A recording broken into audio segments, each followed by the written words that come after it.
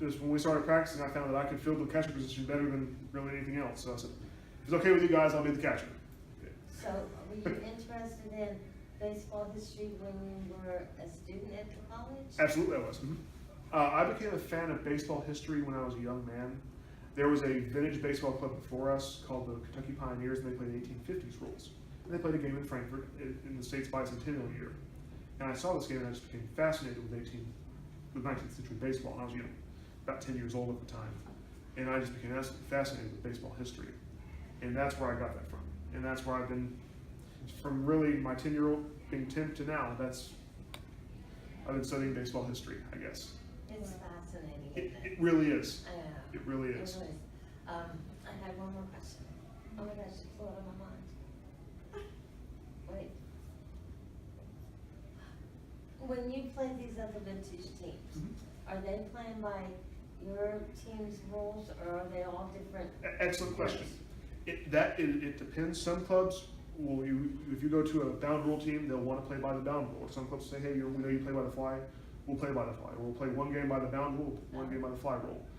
Or it all really depends on what that team wants to do and what your club wants to do. You kind of just talk about it and you come up with an answer. Do you do this like before the meeting of the Oh, clubs, or in advance, or you do it in advance. at the day? You make it, typically we try to do it as much in advance as possible, just so everyone knows the rules before we get going. This is so cool. Do you have like a captain? Yes, we do. A person, a spokesperson kind of person? Our captain is Ben Klaus. I think you've contacted with him. He's our captain. Yeah, okay. Yeah, but every club kind of has the captain. It's more often than not, it's the guy who founded the team. Right. And they kind of do all the business decisions and all the scheduling. And Are they the ones that do that work with the other teams? yes. Okay. Mm-hmm. That's so fascinating. It really, because it's very, very unique. I know you have local softball leagues that they have their own league schedules and tournaments and all that, where it's all very organized and keep standings. This is more, the VBBA and vintage baseball is more of a loose conglomeration of clubs.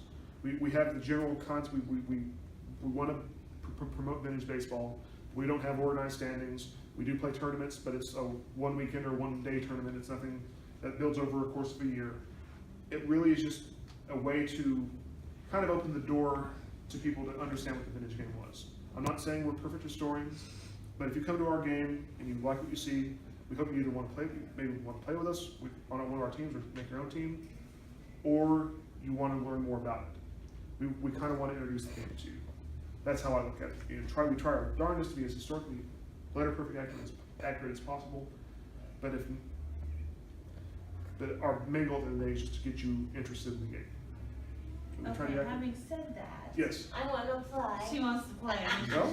That's my question, are women allowed to play? Because that wouldn't be historically accurate. That is a sticking point, and as much as I abhor controversy, teams do have women players.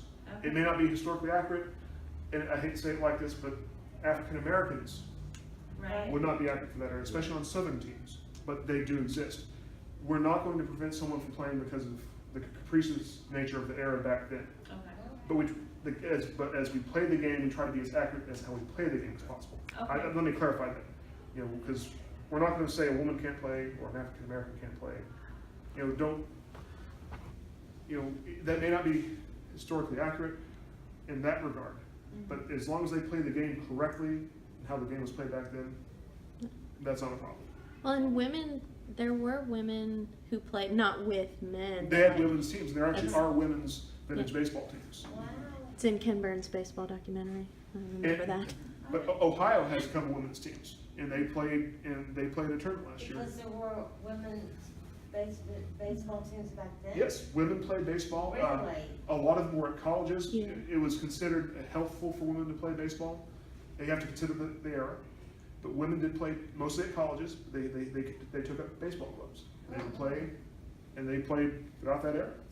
In the 1860s? Yes, ma'am. Okay. Yes, ma'am. When is And the I'm sure season it's gotta be for very them few playing? kids when you think about it. For the game? Baseball's already started.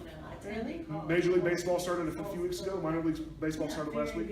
And our season begins tomorrow. Okay, cool. So how can we know when the season starts? When is Oh, the I got it. Oh, she has the schedule right I there. have the schedule. I Okay. have it.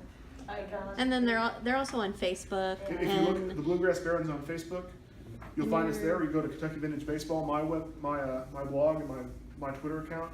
I'll keep you posted on when we play. I'll try to keep you at least a week's notice before we play a game at home, and I'll try to keep you updated as to what the scores of our games are. And we'd love for you to keep track of it. We'd love to come out. We'd love for you to play if you want to. Yeah, maybe we should try this weekend. Make the same. Yes, ma'am. So if a person wanted to do research, say, on the players and how the players were treated and the contracts and that sort of thing from the area you've been talking about today, the late 1800s to the early 1900s, what are the best sources? Where would you tell them to go? There are a lot of excellent books on that, but the newspapers of the era, you have to be very careful. You have to take a lot of what they say with a grain of salt. Editorial, there's going to be a little editorial bias in what they say, but there are many, many books in the business of baseball. My name just escaped me at the time, but I'll try to find out more for you. I'll give you my card. I'll try to give you. Well, and he's got part of his blog. We've got a little separate page of like books that he likes about baseball history, and he uses newspapers.com. Newspapers.com. I go to the Louisville Courier Journal. They discuss a lot of the Louisville club's business activities. But if you go to newspapers from that era, magazines like the Sporting News, Sporting Life, they will discuss, either the satisfaction or dissatisfaction with the business practices of the era. Players were not necessarily happy with their circumstances. There was a major league, the Players League of 1890 was a major league, but it was as a result of players who were dissatisfied with their contracts with either American Association or National League clubs. They said, we want more say in how we are treated, we want more say in how we're paid. Because there was a point in the 1800s where it was called the classification system, which the highest you can be paid as a ball player was $2,500. And yes, for that time that is an extravagant amount compared to what an average person would make on a farm or in a factory. But for people who have a discernible talent, like playing baseball, which is a very talent-driven game, it was looked on as a bit artificial and a bit insulting to those people who showed themselves to be very, very talented. And the classification system also took into account what the owners considered personal habits. So if you were considered a more outspoken person or a drinker, you may get paid less. And you had levels A to E, and you could get paid as little as roughly $1,000 up to $2,500 based off how you were classified by the owners. And this led to the Players' Revolt of 1890, the Players' League. And so the labor history of baseball is very fascinating. There are very many good books, and these issues would not be resolved in the 1970s. The reserve clause, it's called the reserve clause. Yeah, what is that? Basically, a baseball player who is on the reserve clause said, if I assign you to a contract, let's say Cincinnati, because it's close. Cincinnati assigns me to a contract. I am obligated to the Reds until either they trade me or they release me. I have no recourse. If they want to trade me to a place I don't want to go, I have no recourse. You either report there or you don't play.